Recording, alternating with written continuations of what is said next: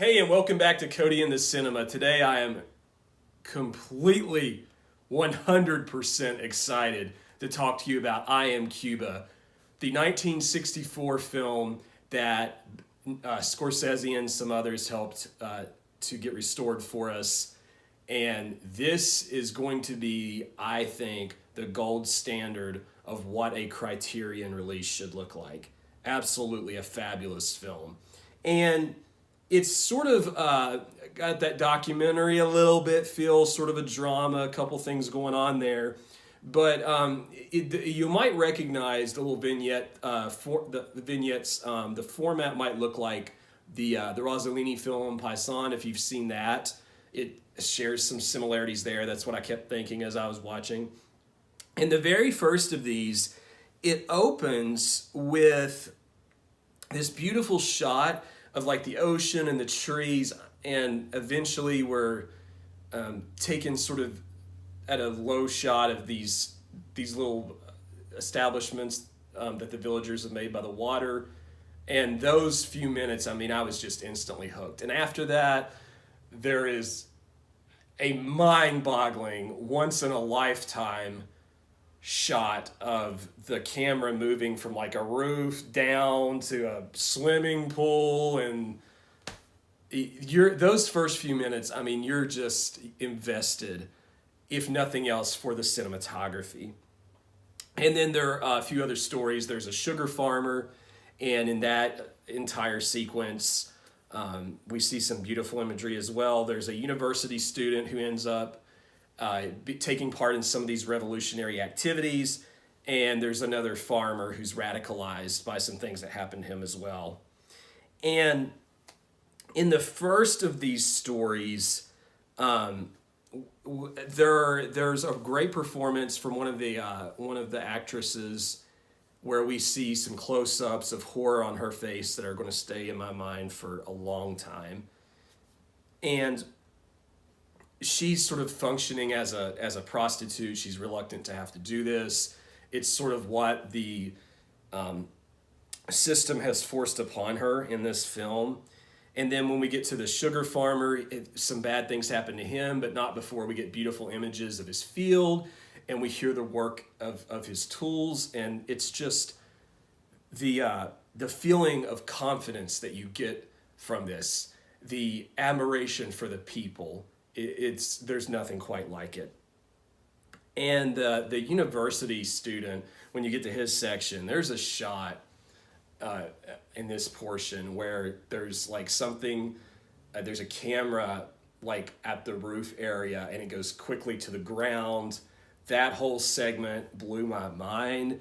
There's another moving camera that's been talked about a lot within that section, that again, like I think it's been called like an impossible moving crane or something. I mean, it's just, you can't believe what you're seeing.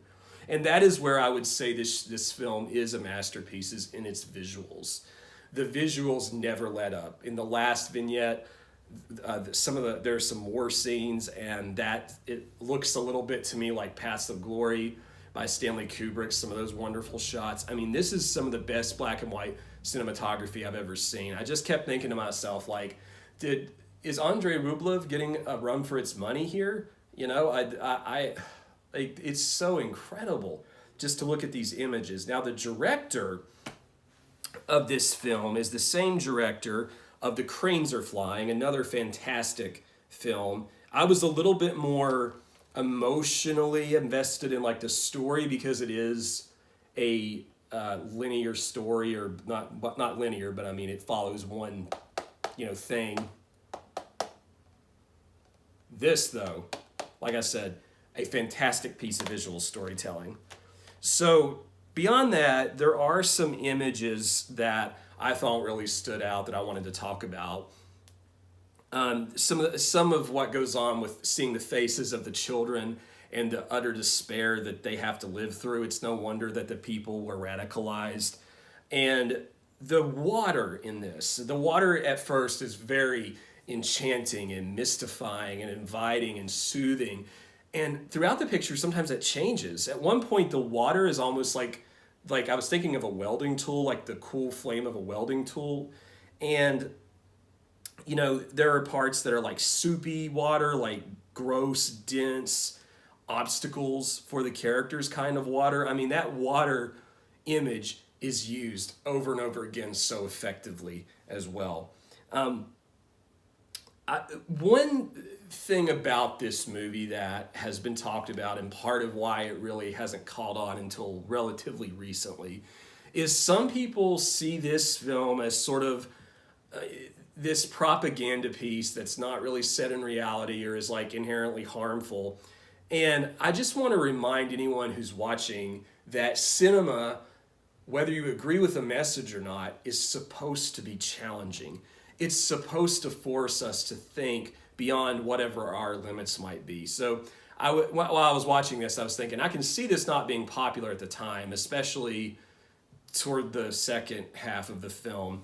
And I was reminded of a picture that I love, that many of you have seen and loved, maybe even more than I do, The Night of the Hunter, the Robert Mitchum movie that sort of sank this director's career as a director at the time, because it was people hated it. I mean, I think it was like boycotted by the church because the preacher is evil and he's not nice and he does things he shouldn't do. And you know, I was thinking about this picture and I was like, now when we look at this many years later, you know, it's no longer whenever this came out, the 50s, I think, 55, yeah. It's now whenever we look at this picture, it's considered to be like, I don't know, it's in multiple top 100 lists, right, as an all-time great. And people are going back and finding the beauty and the relevance in this film and the wonderful performance by Robert Mitchum. And I wanted to bring up this as an example of how I think I Am Cuba might continue to be seen over the years. It's a piece of filmmaking that, yeah, it's got those propaganda roots, it does, but it's so much more than that. This story will always keep going throughout human history. It will never stop. The human spirit cannot be stopped. Greed cannot stop people from trying to make their lives better. That's a big part of the message here. Like I said, you can debate and get into the politics of the thing, but if nothing else, please see this. I Am Cuba. See that too, but please see this, if nothing else, for the excellent, superb visuals. I promise you, you won't be disappointed. I can't wait to learn more about the history of this. I'm so excited to dig into more of the special features, but I had to record a video while I still had that like, oh my gosh, this is a masterpiece kind of energy in me. So those are my thoughts on this release. Definitely pick this up if you're a Criterion fan or a fan of movies in general. What are your thoughts? Some people have said it's too long. I don't think so. I wanted to see more. Leave those in the comments for me, and we'll see you next time on the channel.